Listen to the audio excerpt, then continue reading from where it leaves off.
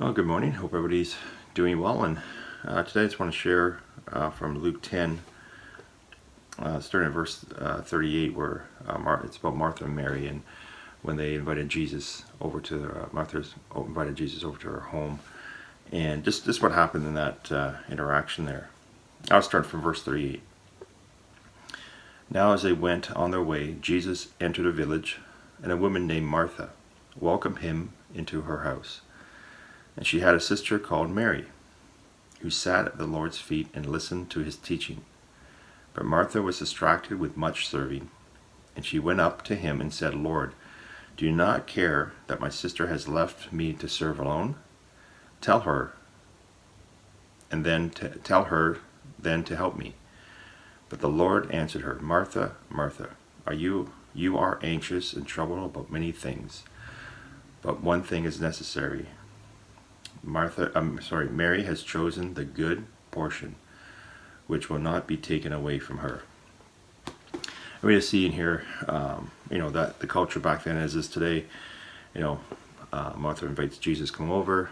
People come to her home, and she's going around just serving people. And her sister, we see sits down right at Jesus' feet and is listening to his teaching.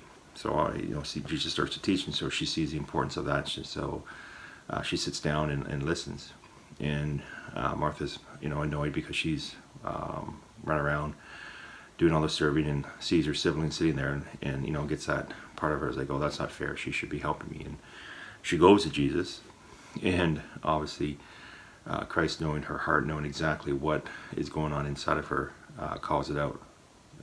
Says that the anxiety that she has and the things that are troubling her is what's going on with her in her head. She's not doing it out of joy, out of being a good host. She's doing it out of just the worry and anxiety of making sure probably that is she's doing things right so people don't complain or think that she's a bad host, or all the things that can buzz around her head, and that we can miss out on the time with people when they come over. We know for us, same idea. When people come over, we want to make sure the house is tidy, everything looks good, so people don't think we're slobs. We want to make sure that we present ourselves well by everyone behaving themselves. I was as a kid told to, when adults are over, you're sort of be seen and not heard. And so we want to put on this good front that we don't want people to see maybe what we really are at home when no one's around, because we're worried of what they would think. And so same thing, right? We would offer drinks, offer a snack. If there's meal time, we would prepare a meal, and be busy running around that, and that can be stressful. And I know people, right, that don't do well when people come over, because all they do is they just run around trying to do all this serving, and they don't enjoy it, and they get frustrated when they have people over. And then we see, Jesus showing Martha that the most important thing was his teaching, right? She missed that. That's the thing that that Mary won't be taken away from her. And so for us, as we read that, those verses there, how do we apply that to us?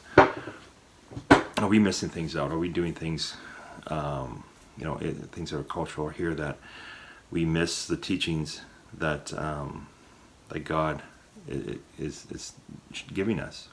Are we Sunday mornings? Are we, get up in the morning, make sure we present ourselves properly, our parents, make sure everything's fine. We were late, so we're rushing in, trying to get in there so we're not late, and people may say things to us, and we don't want people thinking that we can never get to church on time because we're unorganized. So we rush in there, we're flustered, and we sit down and maybe we're late, and the whole time the service is going on, our mind's racing, and we're thinking about other things, and we're missing out on the sermon on Christ's teaching. Could be Bible studies, could be times even each day that the times we're supposed to give to God in prayer and reading our Bible. Are we missing out on that? Are we doing other things because we think that they're more important, or that we're worried or anxious and things are bothering us, and we're getting those done, the daily things of life, and we miss out on the teaching, the times that won't, at times that with Christ. And then if we spend that time, right, the benefit from that outweighs anything else. And so for us, in our lives, in our culture, like Martha, are we caught up with the things in the world, the troubles, the worries, or are we doing the tasks that we think we need to do first? Oh, these are more important, right? If we have people over, getting to church, are we just making sure that image is there, like that we're good Christian people, without any flaws. The kids are great. We all look at us. We all look great. Everyone's quiet. Everyone comes to church early, sits down. We listen. We go. But we got things buzzing in our head, and we're not there for the right purpose. We all know, right? We're humans. We make mistakes, and we can judge people and say things that can hurt people, and people worry. If people are late, things happen, right? We know. You have kids, yourself. Things can happen, and some people just aren't good to get up in the morning, and so we got to make sure that we're not causing a stress on people that we shouldn't, and we want to make sure everybody's there, and we are all each day worshiping God and making sure we don't miss those teachings, and make sure we don't have cultural standards that we all have to live up to before we do that, if that makes any sense.